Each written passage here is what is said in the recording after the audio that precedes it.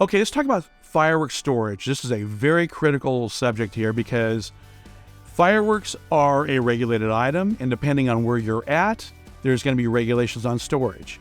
This is, say, for example, that you're allowed to store on your property. Say you have a 1 acre property in a rural area. You're going to probably need to get a sea container for your storage. And as long as it's 1.4 G, you're under regulations that are for 1.4 G consumer fireworks. Check with your local authority to make sure that you could legally store on your property. You definitely do not want to assume that you have legal storage abilities.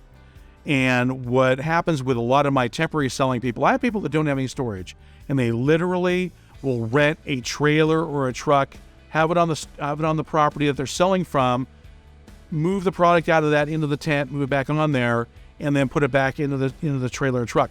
But the problem they have, or the challenge they have, is they need to make sure that they have no leftover fireworks at the end of the 4th of July.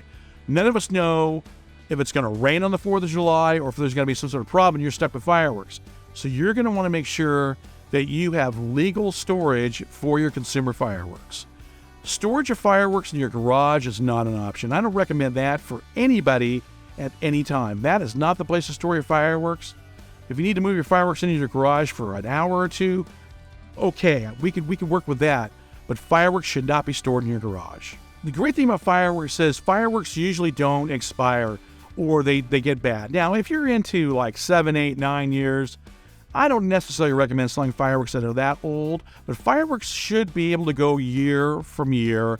If you carry over a small amount of fireworks to the following year, that should never be an issue. And in fact, that should actually be planned because you don't want to leave money on the table and not have enough fireworks in the end. But you want to make sure that where you're storing is legal and safe and that you have the original boxes that the fireworks came in. You put the fireworks back into the original boxes that they were shipped into and use those for storage.